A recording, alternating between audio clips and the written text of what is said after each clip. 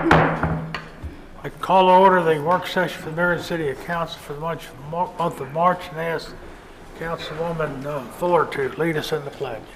I pledge allegiance to the flag of the United States of America and to the republic for which it stands, one nation under God, indivisible, with liberty and justice for all.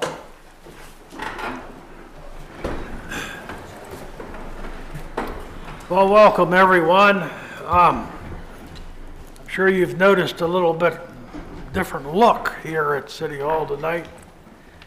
And I guess, at least on my part, it's regrettable but probably necessary, you know, in light of all the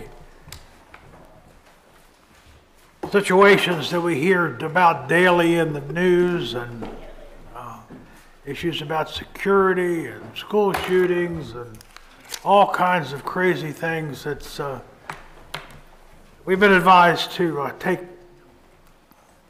precautions beyond what we usually take. And again, I don't think it's something that we need to overreact about, but just kind of deal with as part of our society today. And part of our discussions during our upcoming retreat will be to talk about further security measures that maybe we'll include here in future dates. Our retreat, you'll recall, was scheduled Saturday before last, and it was interrupted. We didn't get a chance to complete that, but we're going to try again this Saturday and hopefully have these things worked out. So the idea of the barrier or the tape or whatever that thing is, the fence, is to just simply allow a level of security for the council that in case folks want to approach council and distribute materials, which has been common in the past, the protocol will be in the future to present those materials to the clerk, and the clerk will distribute. So that's kind of the idea behind that fence that you see there. Again, regrettable, but probably necessary.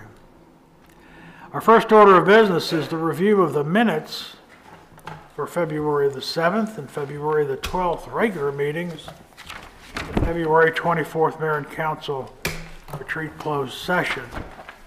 Anyone have any additions or corrections to those minutes? No, sir. Hearing none, they'll be up for approval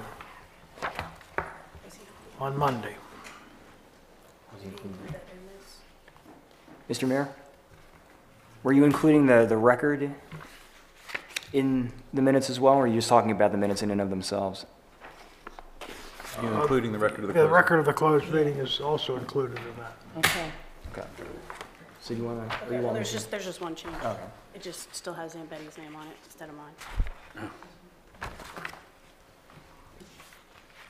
Any questions on that? Okay. All right, next we have time for some public comment pertaining to non-agenda items. And remember the rules we've established regarding the presentations before the council. The individual has a 3-minute time limit to present their comments, and they must identify themselves by name and address. So anyone care to make a comment before we delve into the agenda? Mr. Mayor, can we also include that this is not a question and answer time, that these are strictly for comments to the council? Right. Thank you, sir. Barbara Cook from Clubside Drive. This is just a clarification. Are we to assume that this is like a glass wall? Well, I don't know. Would you say? No, I don't think it's, I don't know what you actually mean by a glass wall, but Do not pass. the idea is that, yes, it separates the audience from the Holy of council Holies. bench. Anyone else? Good evening, Robin Fraser, Bentley Street, Taneytown. I understand that we can't ask questions and that if we have questions, we should ask the city manager. So I've emailed a couple of questions and he was very helpful in giving me a link to some funding information. But I also had a question regarding what is the process for having an event or a display sanctioned by the city, and I've asked a couple times and didn't get an answer. So if we don't get an answer, what are we to do then? And I'm asking a question, I know, but I just, can I ask you, Mr. Mayor, to ask that question so I can get that answer? Or? Certainly, we will respond to any correspondence that you offer us in a timely fashion. So if indeed you have done that, well, I'll make sure I follow up and see what the story is. Okay, so perhaps I should carbon copy the mayor to make sure there's follow-up. Is that? Always welcome emails from citizens. Okay, thank you very much. Anyone else?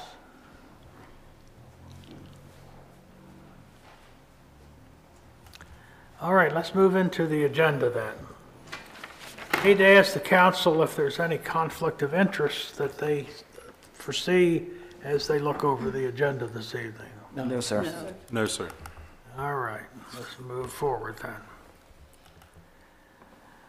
Under resolutions, ordinances, and agreements, we have adoption of resolution 2018-3, the water allocation for the month of March. Does anyone have any questions on that?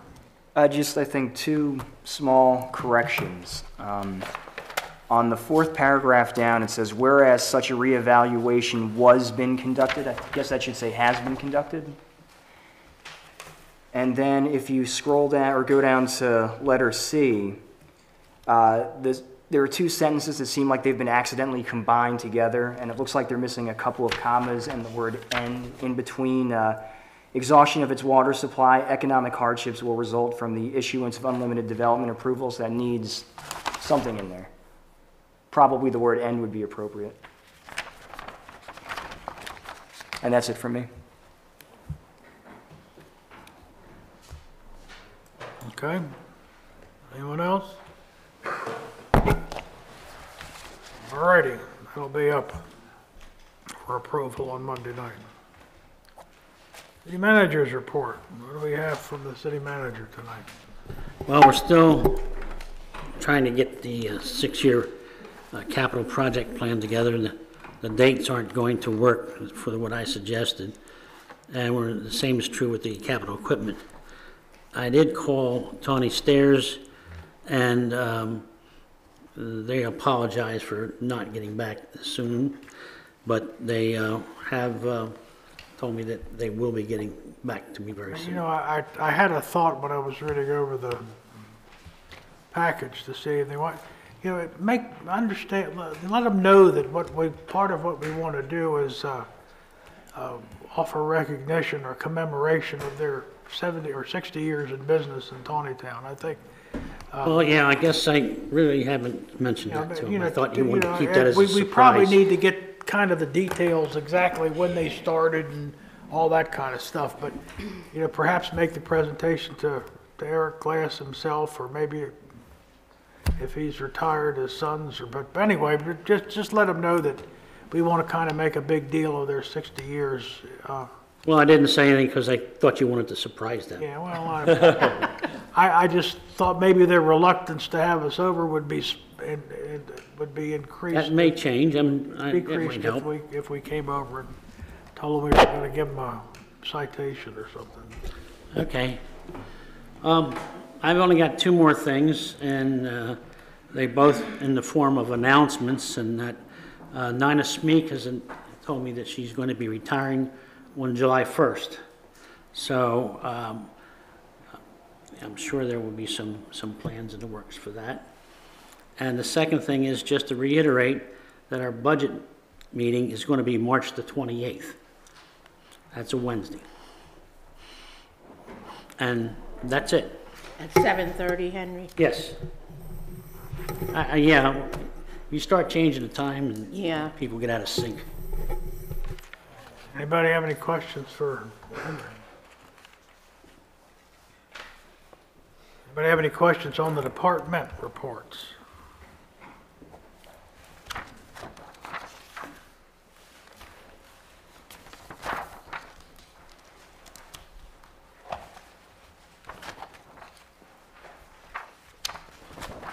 Okay, let's move into the legal report.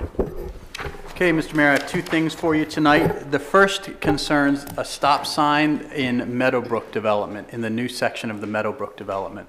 And I'm going to follow up my comments with something in writing to you all that gives all the details and the background. But in case you hear this from any citizens, I wanted you to be aware of it.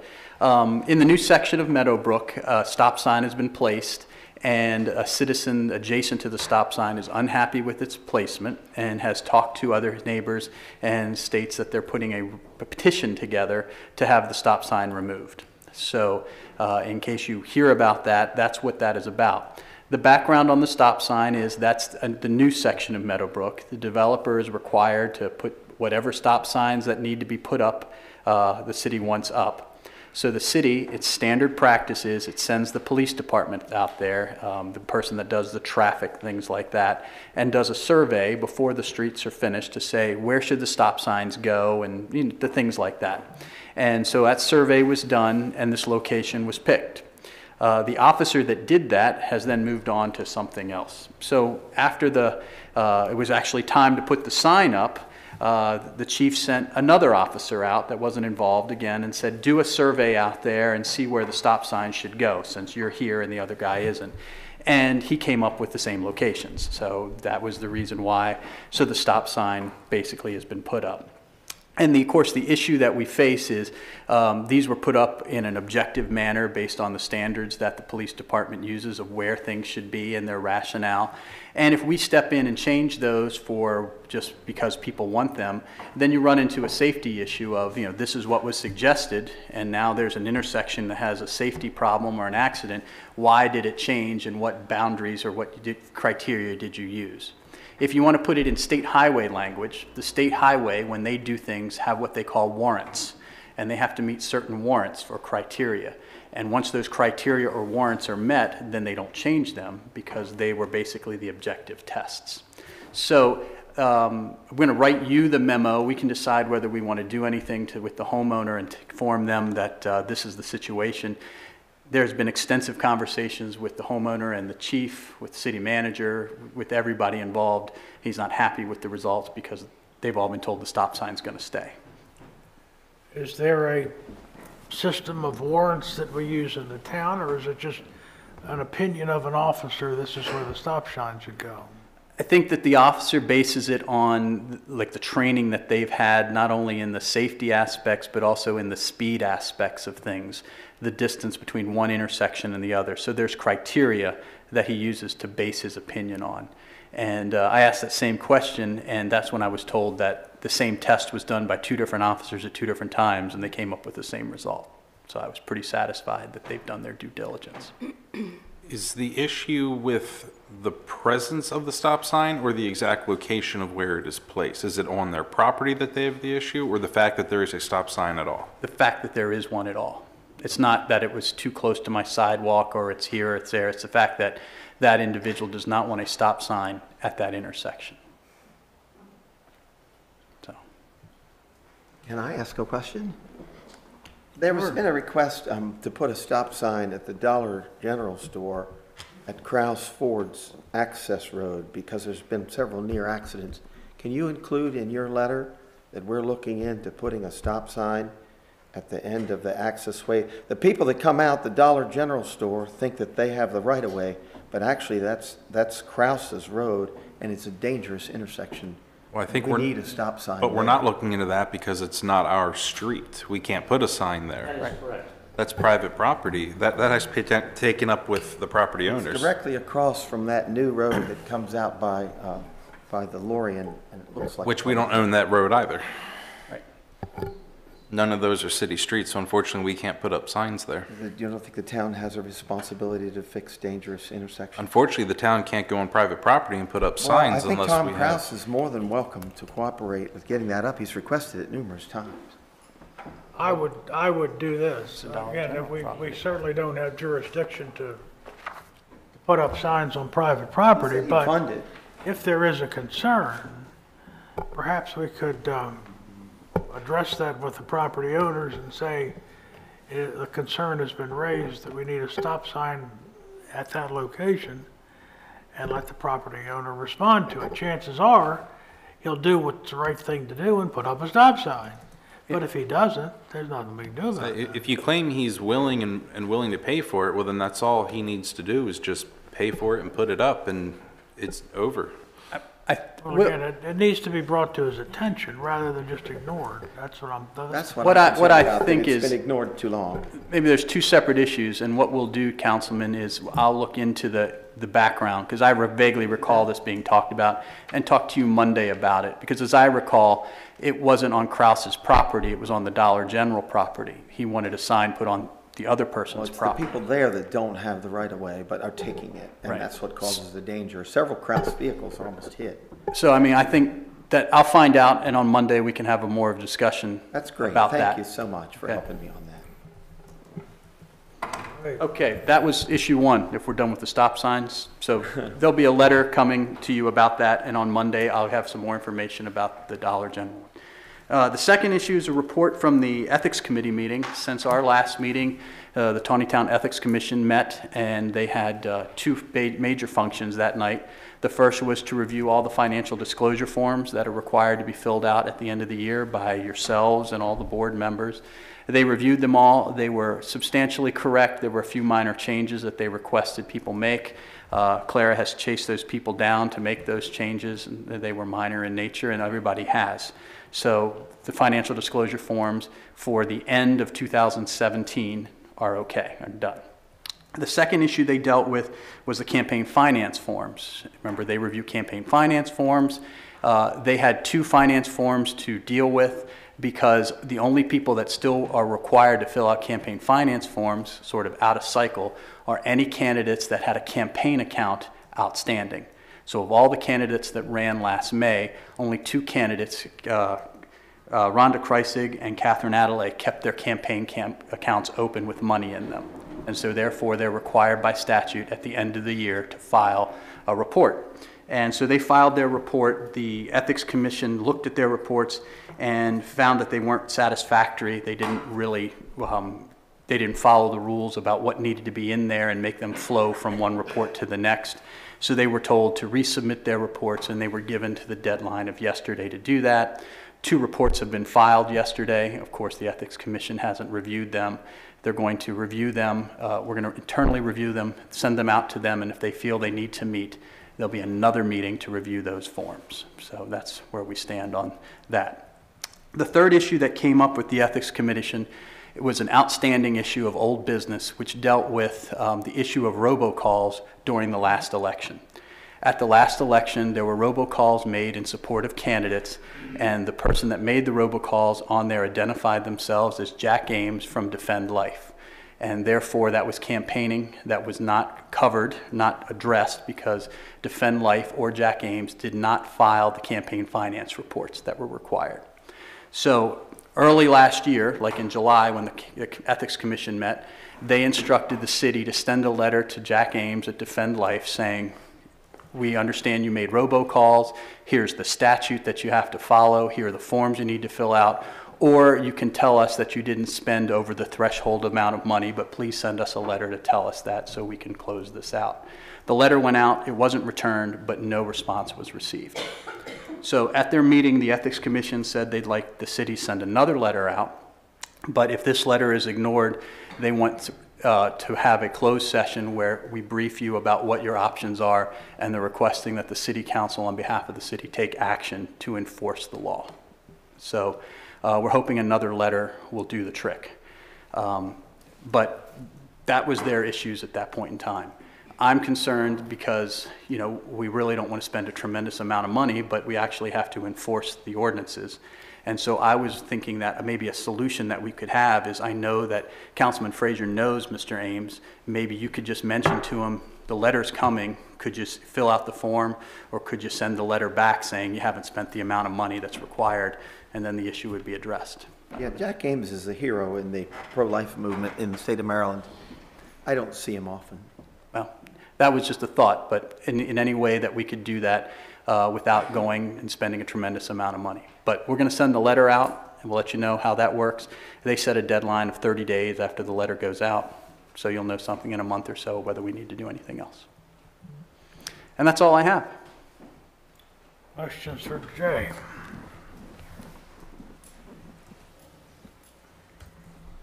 Okay, let's move on to the monthly financial report. Anybody have any questions on the monthly financial report?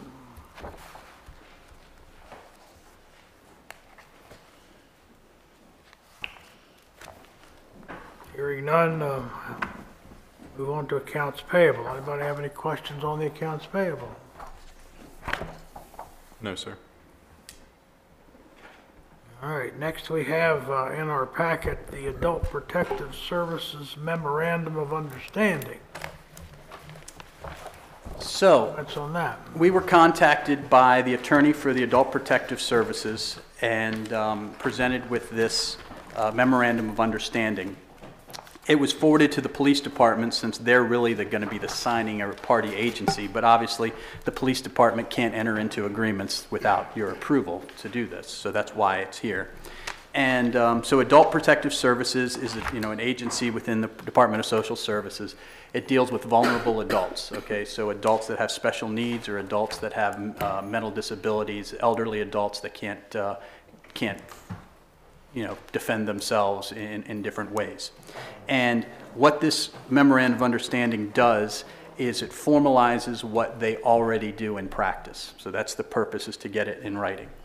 What the purpose of this is all the police agencies, and including the Department of Aging and including Social Services, Adult Protective Services, will have basically a committee that will deal with any complaints of vulnerable adults, and it defines what that is, more or less what I just told you, that would occur in the county.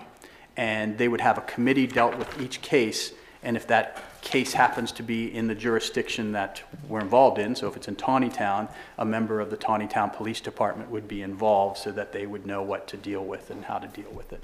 I sent this to the chief for his review. He didn't have any problems with it. I reviewed it. I only had 2 issues with it that I sent back to them. One was, you'll see it doesn't include individuals with intellectual disabilities, nursing homes, and hospitals.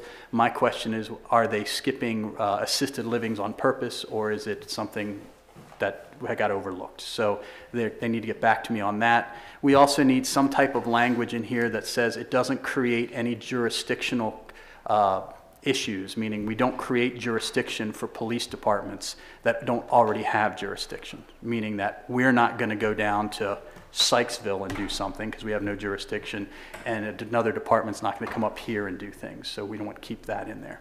I haven't had any response to them, but what I wanted to do was let you know about it in case you hear about it. Once they respond, I'll bring it back to you saying these are the changes that they agreed to.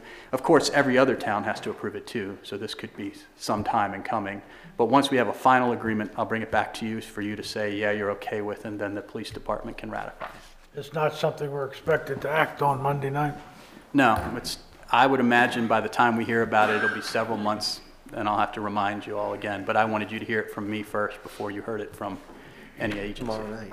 Jay, I do have a question, and maybe, I don't know, if you don't know the answer, that's okay, and maybe you could ask for me. On page 3, it talks about the composition of the multidisciplinary team that's going to handle this. Right. And it references several times a chairperson who seems to have a pretty significant amount of leeway with how he conducts business, or she conducts business.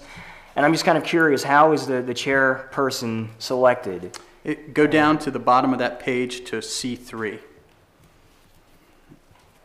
The administrator of adult, okay. That's who the chairperson is. And what if this individual is not doing his or her job to the? I guess you're out of luck because that's the boss of Adult Protective Services. So Sure, When I there's a went through board that- they have to answer to Yeah, anyway. Right. I mean, they have some background too, but I thought of this as well, and I said, well, maybe they should have a chairman depending on where it is. But then I thought, none of our people are going to want to chair a meeting about things that are not really in their area of operation. I mean, we have a role in this, but we're not certainly about vulnerable adults, whereas this is their role. So we're helping them, in other words. Right, I want to make sure that we're not going to be hamstringing our own department or our own autonomy by signing on to something like this. And I think the way it happens now in a practical purpose is that if they found an issue with a vulnerable adult, of course, we all think of like abusive situations and things like that. It doesn't have to be. It could be like some power of attorney stole somebody's money. Okay, Right. I mean, it could be something like that. But if it happened in this jurisdiction, or if there was a complaint about a vulnerable adult, then this committee would get together, and if it was a criminal issue, then our police department would look into it. If it was one where the person needed to be removed from whatever situation they're in, then our police department would help handle it, but the placement and things like that would be kind of like they do for kids. So think about social services for kids.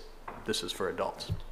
And the reason for formalizing a practice that's already in progress is to facilitate it, to make it easier, to streamline it, to... I think the biggest issue was they were concerned about confidentiality of getting other people involved. So that if somebody made a complaint to Adult Protective Services, you know, my neighbor is having this problem or my mother is having this problem, and then they get other people involved, that there's probably a breach of confidentiality. So this agreement, you can see on the next page, there's a whole bunch of consent and confidentiality that the person that makes the complaint has to consent to this, and everybody who's on the board, they're only on the board for the specific cases, so they only know the information regarding the case they're on.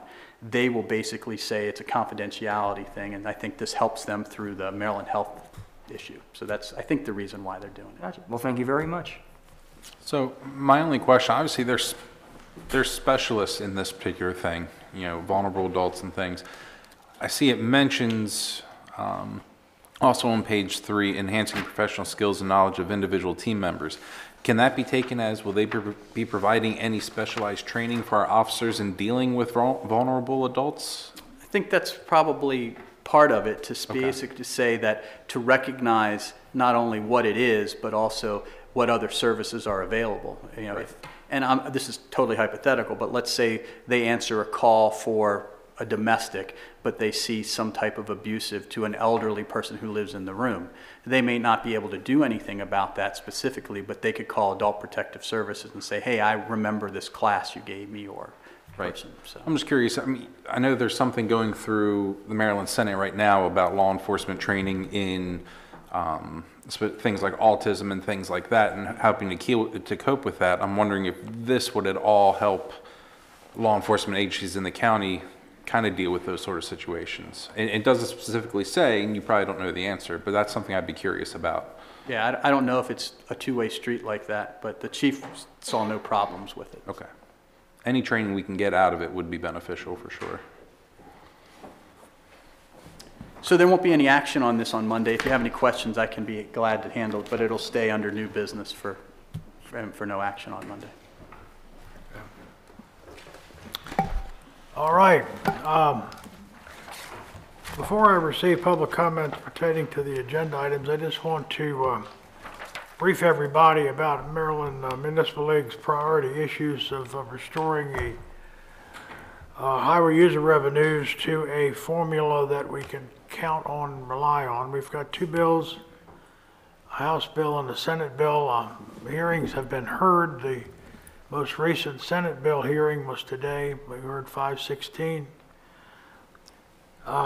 Myself and Judy were able to attend the House bill. I attended the Senate bill today, and we made our presence known. I think we were received well before both committees in the House and the Senate.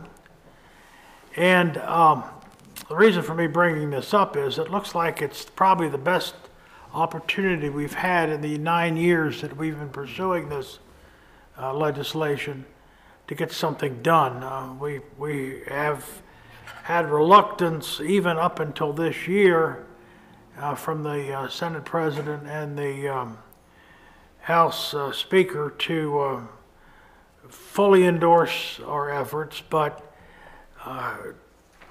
because of our presence at these hearings and because of our campaign to encourage our legislators to support this legislation, there seems to be a mild shift in their attitude. So I encourage anyone in the audience who is able or is willing to contact their legislator, or any legislator you know for that matter, and encourage them to support MML efforts on the fix the local roads. There's a postcard on the document table over there that will give you the hashtag if you're into Twittering, and you can Twitter your representative as well as email them as well as Facebook them, and any support that you can give us, or send them a postcard if you're not into all that electronic stuff, to support the MML efforts to restore our highway user revenues. Highway user revenues, remember, were taken away from us in 2009 and used to balance the state budget. It was a revenue sharing program that was established back in the 1920s and continued on up to that time, and it was abruptly discontinued by the O'Malley administration to balance the budget. We've not had full restoration since then. Fortunately, the governors have, in their benevolence, have given us some funds, but never fully restored. Maybe up to a third is the most we've ever received. Our roads are in terrible shape, and not only the roads in Taneytown, but municipalities throughout Maryland, because of lack of funds. We're facing a major road project on Roberts Mill Road, and we just don't have the funds to do it until these funds are restored. So I really encourage you to help if you can, if you have a mind to do that. It would mean a whole lot to your city. And again, I just wanted to bring that up. Now I'll ask if anyone has any public comments pertaining to the agenda item. Same rules as applied as the last time. Anybody? Mr. Mayor, if I could just add what you're saying, just for everyone's information, Senator Reedy, who represents us at the state, is actually a sponsor on that bill. So obviously his support is in there, but keep other senators in mind to contact if you are looking to do so. What's the number of it? It is Senate Bill 516.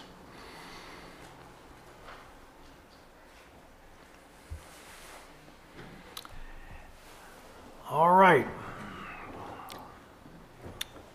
Any more comments on the agenda item? Well, thank you very much. A reminder that the MML chapter meeting is tomorrow in Westminster for those of you who have signed. And our retreat is on Saturday.